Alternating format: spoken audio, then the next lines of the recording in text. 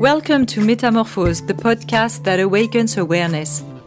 I am Anne Guéquière, author and editor of projects committed to a new world. Every week, we go together to discover a bright subject with a guest that carries a voice of awareness. Thank you for being with us today. Metamorphose. Awaken your consciousness. The Celestine Prophecy is the best-selling book with over 20 million copies sold worldwide. It's a novel that embarks the reader on an adventure in search of a famous grimoire containing a prophecy 600 years before Christ. From coincidence to coincidence in this magical adventure, the hero leads an initiatory quest which will reveal to him the meaning of his existence. I am pleased to receive in Metamorphose James Redfield, the famous author of the Celestine Prophecy, for a fascinating podcast on power of synchronicities. Hi, James. Hello, how are you? I'm super happy, thank you. James Redfield, what are the mysterious coincidences that we also call synchronicities? What are they? Yeah, what are they? They are gifts from the universe. The world is designed, and I believe each of us can prove this to ourselves, to open up for our dreams, for the soul urges that we have. That's something that we want to do in the world. And these grow through intention. So we have to intend to open up to this flow of synchronicity. Because again, if we step into harmony or alignment with the design of the spiritual design of this world, it opens up and unfolds for our soul's dream to come true. Yeah. And are you feeling an invisible link with the Swiss psychiatrist Carl Jung, who talked the first about synchronicity? Yes, yeah? Absolutely. In the United States during the 80s and 90s, there was a movement called the human potential movement. And it goes back to Carl Jung, because he's the one that separated from Freud over the idea of materialism. In other words, he introduced a spiritual dimension to his psychoanalysis. So his theory of consciousness included the dimension of spiritual insight and spiritual expansion, which we now know is the consciousness movement. But it all started 100 years ago with him. Yeah. And so my whole background is studying that kind of consciousness centered therapy, psychotherapy. Yeah. So that's my background, into human growth and the ideas that we break through the unconscious the unconscious parts of our own behavior, and we start to become more conscious of this alignment that we can make with a flow of synchronicity, allowing us to be truly creative. The universe is all designed for this flow of help, the synchronicity to open up opportunities for us. But there are key things that we have to change about our lives in order to get into harmony with the design of the universe. Yeah, and we will talk about that. How can we maintain the ability of this flow of synchronicity and to discern? You said English, discern their meanings? Yes.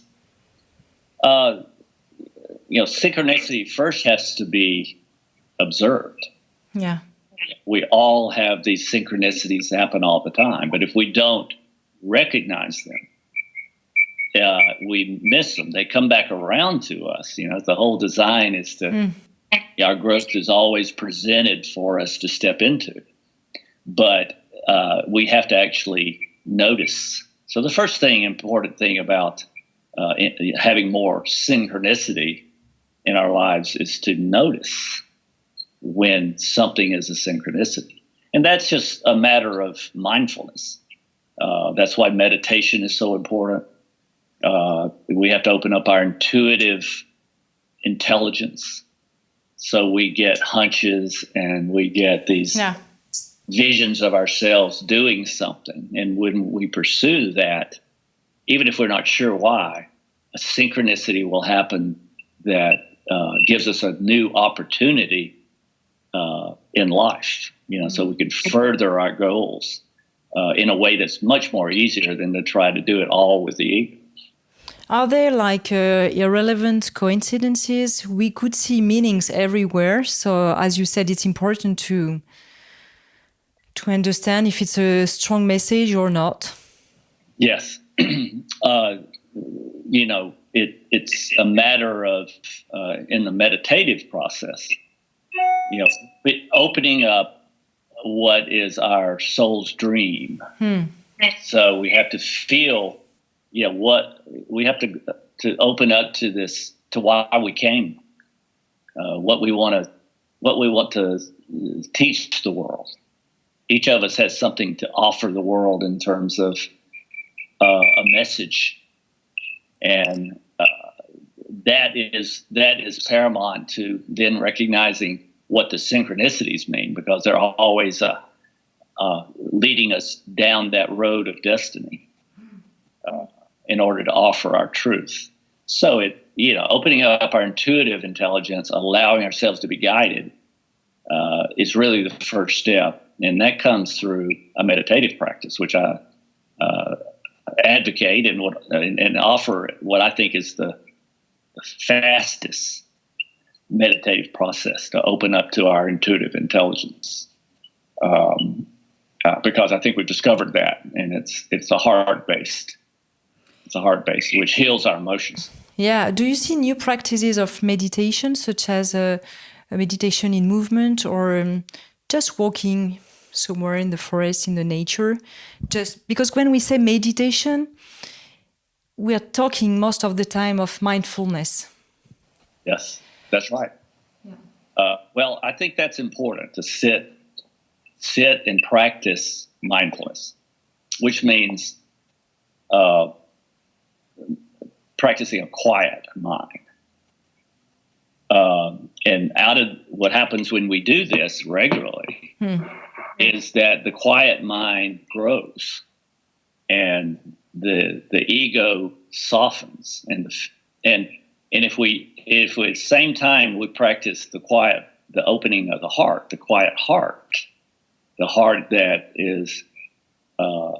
intends to access our true emotion, which is love. So agape love is a state of being, not as love for an object, love for a child, love for a parent, love for a romantic partner. We all experience that love. But agape love is opening our heart to this state. The true emotional state is love. So, this is a message that is circulating the world. If you don't have an open heart, you can't heal the lower emotions, which knock you out of your flow, right? Yeah. Anxiety pops up, or anger pops up. Another one is the hurts that we think other people have done to us that we can't get over. Those are all lower emotions, and they have to be replaced with a growing state of love that we practice. And that's transformative. Just by itself, that's transformative. And then it unleashes this intuitive intelligence. We remember why we came and what we wanted to do in the world.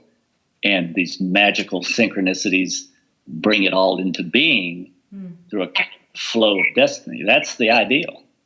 But we have to start by healing our heart and quieting our mind. That's why there's more meditation going on in the world right now than ever before.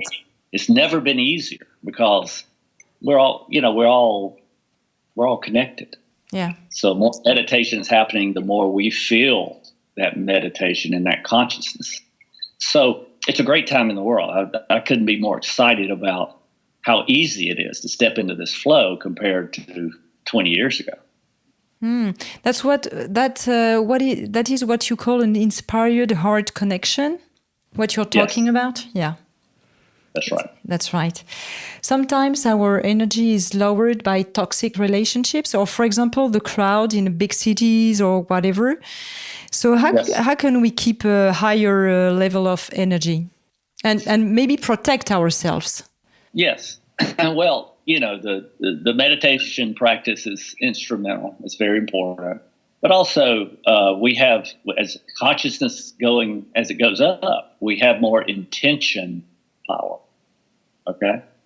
People don't understand that they should be setting intentions about everything they do.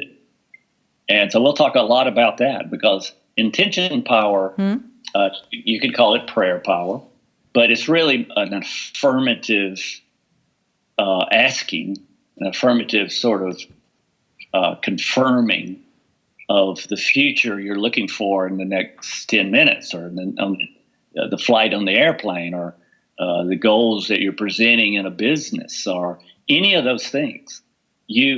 As consciousness goes up, we have a creative power equal to synchronicity. Synchronicity leads us, but we have to also use our creative power that's a part of this rising consciousness. Yeah.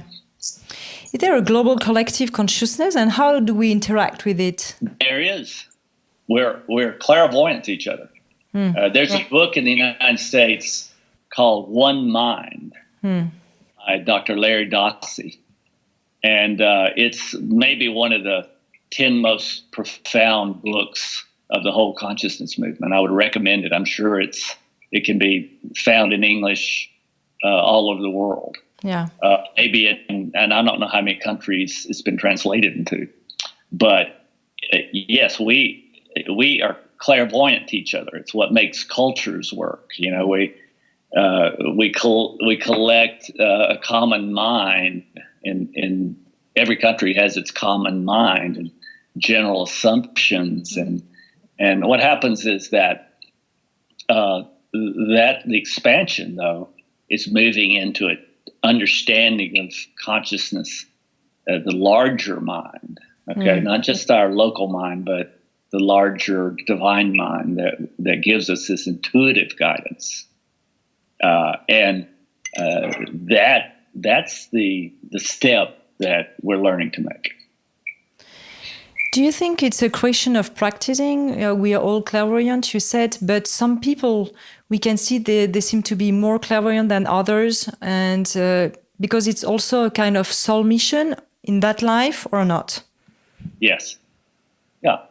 All these gifts of the spirit, you might want to call it. Clairvoyance, the ability to be a medium between the afterlife and here. All those are real psychic abilities. Yeah. And people have them and offer them as services. Most people I know have a medium like they would have a doctor, right? Yeah. Because we're always getting the departed loved ones and friends are always helping and communicating, and they can give great insight into how we can handle a certain aspect of our lives. So this, spiritual consciousness is now aware of the afterlife. We have all this, we can read all about near-death experiences. It's a real place. In fact, my second book was The 10th Insight. The 10th Insight was when humanity opened up to the afterlife because of the science and the reporting. Opened up to the afterlife as a real place, not some kind of symbolic world, playing a harp on a cloud somewhere. Yeah. Yeah. And how life works, you're teaching that. Do you have a map or a plan? The Celestine Prophecy was given as a map of consciousness and a view of humanity's future. Where are we now?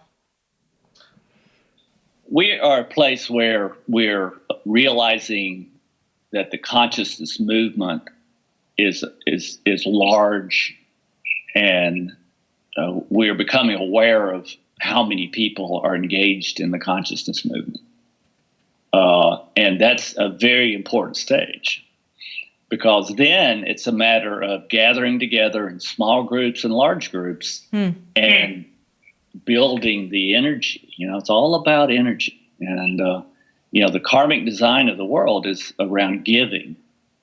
So if you want to be full of energy, inspiration energy, you have to be giving it. Yeah. If you feel down and depressed and your life's going nowhere, go talk to somebody who feels the same way, but give them energy. Find us, and that's why meditation, you go back to that source and you image the energy of that inspiration energy of consciousness coming into another person. And what happens is that it does. Okay. Yeah. And by giving it, you fill it first and then you give it.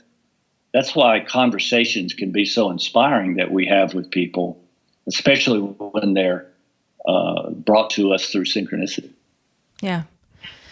Do you think certain people, it's back to my first question, maybe, you think some people are more capable to do it and other people are less capable? I mean, sometimes some people, they have the keys, they have the knowledge mentally to change, to achieve things, but they can't if they are like stuck in somewhere. Yeah. Well, that's a lack of healing in the heart. You can think about it all day long, but if you're not actively working on healing the heart, moving into a love emotion all the time, then you're not stable, because you're knocked. You get knocked out of your flow with these lower emotions. So that's why so many people are meditating. That's why it's so important to meditate with the intention of opening to our natural emotion. Yeah. Our soul's emotion is love. And I argue with people all the time because they debate with me how if this love emotion is necessary. And they complain that, people talk about love, but they don't live it. So if you talk about love, people become very cynical. Well, that's too bad. The truth is the truth. And the truth is, unless you heal your heart, you're never going to get your emotional life under control. And that's one of my biggest messages. If you want to stay in this flow of life, and if you want to join the consciousness movement where your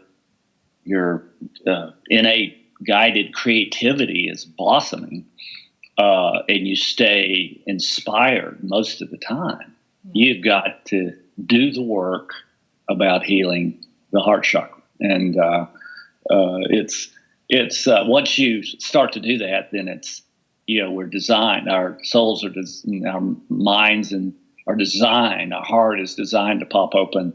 And it changes life completely. How do you feel personally this love? Is it physically, mentally, spiritually? Can you try to explain this feeling? This love. Well, love, we've all experienced love. And maybe some people who are very, are battling a bad childhood or, have never experienced love. But more and more people experience love as a child for a parent or for a sibling. We experience love for animals, our pets. The French are as pet crazy as Americans are. We love our pets, right? I saw it.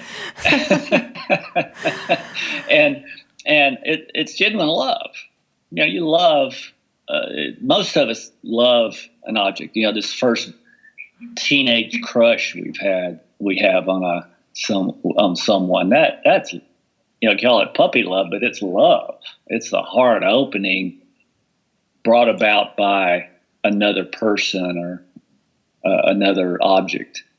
But what I'm talking about is taking the feeling we've all experienced, remembering that, and conjuring up, opening up to the love that comes from the divine mind that we have that we can open up to in meditation. And that is transformative love. It's the healing of the heart, because once you train yourself to be in this state of love, then the lower emotions, they'll still pop up. It's life, but they'll still pop up, but they bounce off this love. I've witnessed people who have lots of things happen that are very challenging, but they're sustained by this peace that surpasses all understanding. That every religious tradition, even mystical tradition, talks about. This is an agape love that comes from the divine mind that we connect with, that is sustaining no matter what is happening in your life, and that's the promise. And that's what we're more and more of us are achieving that. And what is the source of this love? It's divine. It's the mystery. It's the divine part of ourselves. We're not talking about religion here. There are a lot of people who try to describe this divine force in life, but when it's love based, it's truly the one divine force in life, and you can open up to it, and it's transformative. And there's no such thing as any other kind of transformative. Transformation. You can get in your ego and pretend you're doing all sorts of things, but until you make contact, you ask for, you intend it, and it can occur in your life. And again, that's what. We're impatient, but that's what the meditative discipline brings us. It's automatic, and it's never been easier to do because there's so much meditation, so much of this love being downloaded into the world now. Do you feel? How do you feel since you wrote the Celestine Prophecy? Do you still feel ups and downs as human we are? We experience that. Or do you feel much better, you could say? Or what has changed in your life, in your daily life? Well, I definitely have opened up more meditatively than when I was younger. It's harder to do because you're trying to understand and be involved with creation in this materialistic world, right? Yeah. So that alone, the materialistic paradigm out there says there's no divine source. There's love is just what you can find in the world. You have to make your own way in the world with your willpower, and the people who have done that don't have a very satisfying life. You can make a lot of money if you don't care what you do to make it, but you don't have the soul satisfaction of performing your mission until you really start to tune in to your inner, what I call your intuitive intelligence. And this is simply thoughts that come out of the blue to go do something. To go what? To go do something in the world. Oh, yeah. Okay. Mm-hmm. You might have a thought to go. Well, I'll give you an example with me. We live on a nature preserve, and so there's lots of acreage, and we have lots of wild animals. Bears and coyotes and all this stuff around. So our dogs, live in our garage, but they patrol the premises at night. That's what they do, and so they keep the coyotes from coming in and eating the cat. That kind of thing. So at one point, one of we call them our barking dogs or watchdogs, but one was getting older, and she didn't want to go outside so much, and so well, we knew we had to get a new dog. Yeah. So we always get rescue dogs, and if you do it the mental way, you just go around to all of the rescue shops until you see the one that you want, right? But there's also the intuitive way. When you say, okay, that's an issue, that's a problem, I need to get solved. You make an intention that it happen. Yeah. Quickly. And what happens is that with me, I woke up thinking about, okay, we need to get another dog. But I was busy that morning, late, running out of the house. But that came to me, as I was waking up, got to get a dog. But then I forgot about it because I had a meeting. So off I went, out the gate, onto the road. And as I was driving to the meeting, I looked over and saw a pet shop that, always on the weekend always has rescue dogs that you can go and adopt. But this was a Tuesday, right? Yes. So, but what happened was I thought of it again.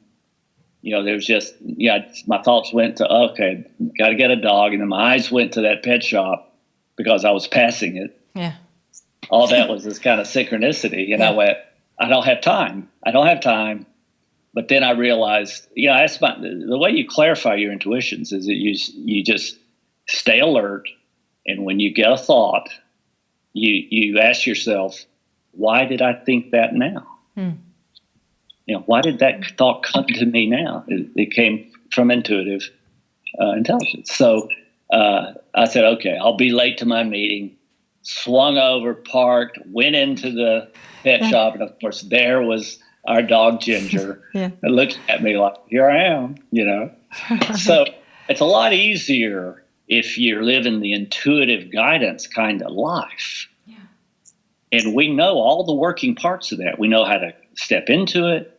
It's all defined. I mean, we just discovered it. There's a consensus about it. And that's what I'm trying to share in the new book I'm writing, but also in these workshops, because I try to take people into how to create that kind of intuitively led life, and it's never been easier, as I like to say. Yeah. Do you feel you could say you're happier today, or happy is not an appropriate word? You would say now you're I don't know, because everyone is seeking for happiness, and we know as a human that life is up and down, again, different emotions, feelings, state of beings. That's why finally we are also ingrown in that life. Yeah. Well, my message is we don't have to accept that kind of life. That's not being human. Human. Duality is not being human? Well, but being human means that, you have challenges, right? Yeah. But it doesn't mean that you get knocked around in life and you're not inspired and emotions overtake you. That's not being fully human. That's not being spiritually connected. So I think we have to stop using that vocabulary, where, that's going to happen. You get challenged in life. But the key is staying in, an inspired state, an intuitive and directed state. So you stay ahead of a lot of that. You clearly become luckier. And just because you don't know anybody who does this doesn't mean it's not possible, right? It is, or that it's not real. It doesn't mean it's not real. It is real. So, again, I think that the challenge for all of us, and you asked, do I get knocked out of my flow? Of course. Loved ones die, relations break up, businesses fail, but it's what you make of that, creating a positive out of a negative. What is the silver lining in these events? What is it teaching you so that you're actually you learn something in order to stay in the flow, this positive flow more often. So yeah, that's what we're talking about. We're talking about we get knocked around, but we come back to this love-based energy. We start giving it to others in some way. We fill back up, and we rely on synchronicity to keep us inspired. Inspiration energy is the key. How can we apply that to people that are suffering? For example, we are talking a lot about the migrants. Mm-hmm. And sometimes my heart is crying when I saw those people. Of course, I'm an emotional person. So could I say it's a choice of their soul? But sometimes I said, how can we make that choice in growing yourself in that kind of choice? Still a mystery for me. Well, it's, whenever we feel, we have to be compassionate, right? I mean, you're not perceptive if you're not compassionate. But the key is to be working on what you're supposed to be working on. And there are people that are supposed to be helping with that problem. That people are, they're displaced from their normal lives. They're refugees. They're, and the way to help them is to go and help provide, do something. Because just feeling sorry for them or letting it bum you out is no solution. There's a certain call to action. Yeah. That is necessary to do something. I mean, you're a journalist, and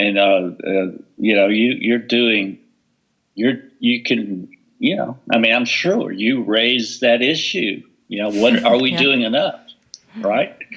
So that's what to do with that. When our hearts break over a situation on the planet, we go into action. And, can send energy from a distance to help. Yeah. Very important. Yes. And that alone helps. But we can also organize resources and charities and all the rest. I mean, it's from the level of consciousness, as consciousness expands, if there's a call to action, the soul wants to do something. And so you start to follow that guidance.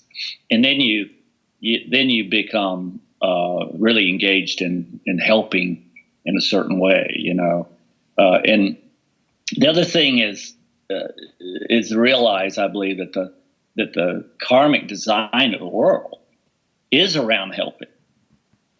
So we're just understanding completely how lucky we can be, how successful we can be, if we get aligned with that principle. If you're a helper. I mean, if you go out of your way to try to intuitively think, how can I help this person? Yeah. And you get an intuitive hit to share something about one's personal life, because it comes to you that they might need to hear about how you handled something.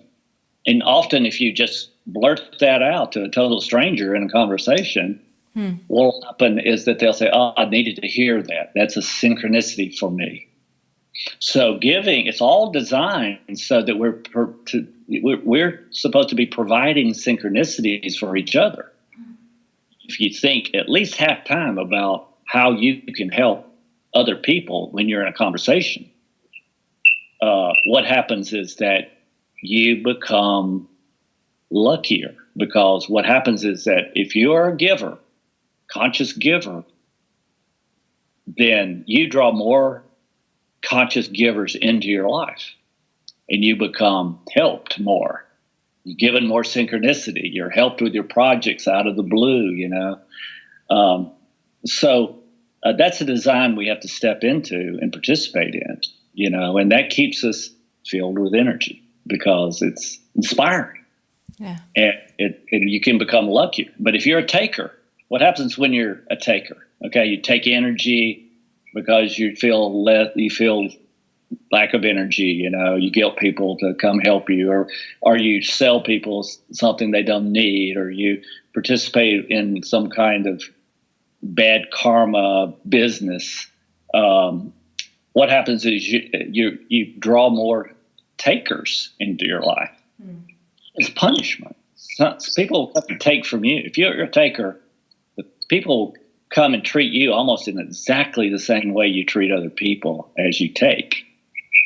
And it's not it's punishment. It's to wake you up to see how taking in any way is harmful to others.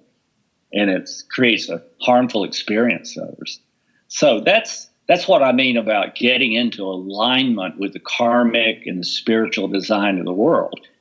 If we were all suddenly, if we could snap our fingers and we're all doing what we've discovered, starting with Carl Jung, we discovered about this living in spiritual consciousness, the world would change overnight. We'd be able to solve every problem in the world virtually overnight. Be able to feed all the children, we'd be able to clean up all the pollution. Would be, if everybody gave a part of their income to some as a solution for someone, some part of society, we could change it all. Yeah. We just have, and the thing about it is, it's also the most creative and most inspired life we could possibly have. So it's the true design, and we're learning what it is, and that's what I talk about, and what hundreds of other people talk about. It's something that's in the world, and the more we can talk about it, and how to step into this consciousness and flow in life, the more positive things will begin to happen at a greater rate. Sometimes we can feel that we are givers on some part of our lives and takers in other parts, and it's very strange to observe how it coexists. Right. Just be a net giver. Start being so. Sure, yeah. It's hard to give up. It's hard to give up bad habits, but we just have to do more giving than the negative times that we find ourselves in.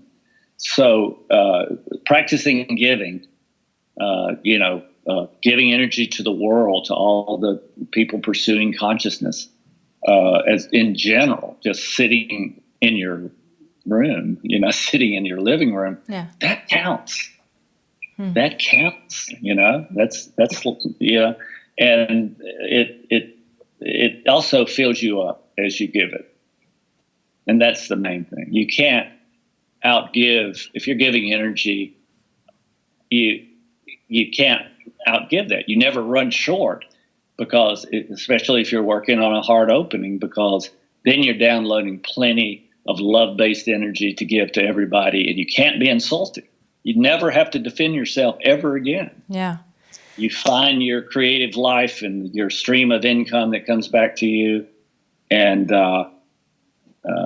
as long as it's a giving enterprise, you'll find success. That how you teach to have access to all the answers that we need? That's the way you teach that? Yeah, I in the workshops, we talk about all the reaction-based changes we need to make in our lifestyle, the mental changes that we have to make, getting into karmic design, realizing that we have to allow ourselves to be guided by meditating, opening up to our intuitive intelligence.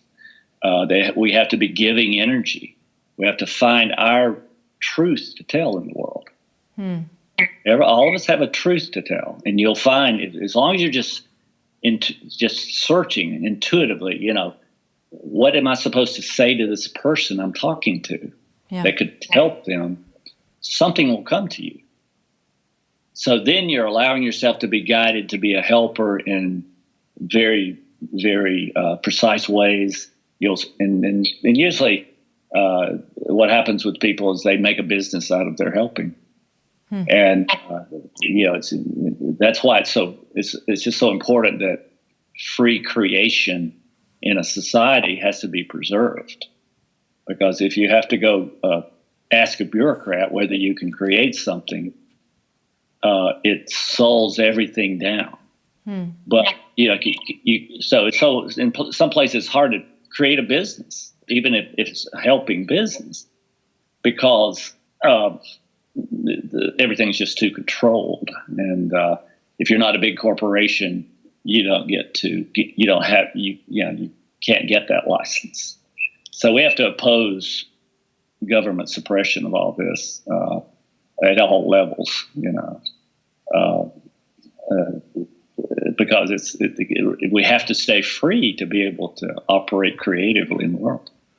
You think now you are a bigger corporation yourself, in a way, I could say, because of your success. You have more power than before, or you feel you had the same power? You felt that before at the same level?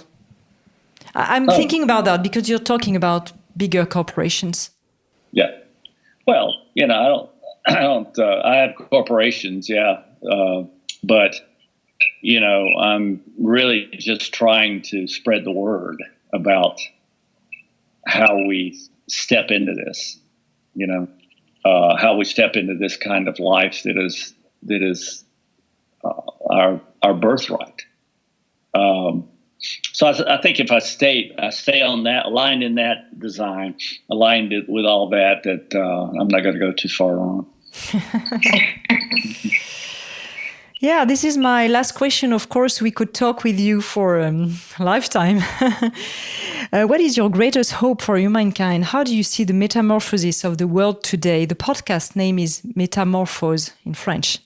Well, my greatest hope is that people will continue this blossoming momentum of meditation, because all that I'm talking about comes from that freedom, that connection with a higher divine mind that is within us. It's not out there somewhere. It's within us. And if we allow ourselves to be guided, if we remember to allow ourselves to be guided and not just react to the world like we've always done. So it's a kind of realization that, if we're not getting anywhere in life, it's because we're not tuning into our higher consciousness, our higher intuitive intelligence, and we're not allowing ourselves to be guided and following that guidance. So it's a grand hope that this consciousness will take a quantum leap and be able to spread around the world, because it's contagious and it's what our souls want to do. And if we're not suppressed, a lot of social media suppresses any discussion of anything other than the materialistic world. They suppress if you start talking love, you get throttled down. If you talk about meditation too much, you get throttled down, because these huge corporations are not our friends. They're not helping us. They pretend to be utopian. They're going to create this world for us. But the world they're trying to create is fascist and controlling. And we don't have to be afraid of them. We just have to stand up in consciousness to help them. They're in fear. That's why they don't want they don't want all this discussion. They want us to be how they want us to be, and consumers and shut up, and that's a natural. People in fear want to control, but consciousness liberates, and consciousness is also something that anybody in fear can pop into, just because they have a conversation with somebody conscious. So maybe my greatest hope is that people will start talking about all this out loud and be very open and just talk about it in terms of what it feels like, and share it with people, and give energy, and because that's the life that our souls want, and we're designed to move into. Thank you so much, James Redfield, for sharing with us and also with the French audience your hopes and your vision of humanity and synchronicity. Thank you so much, James. Well, thank you for spreading the word. Appreciate it. Yeah, thank you very much. Check out the special guest of the week on Instagram at Metamorphose Podcast. If you like this podcast, promote it by giving it 5 stars on Apple Podcast and subscribe to follow all the episodes for free. Metamorphose. Awaken your consciousness.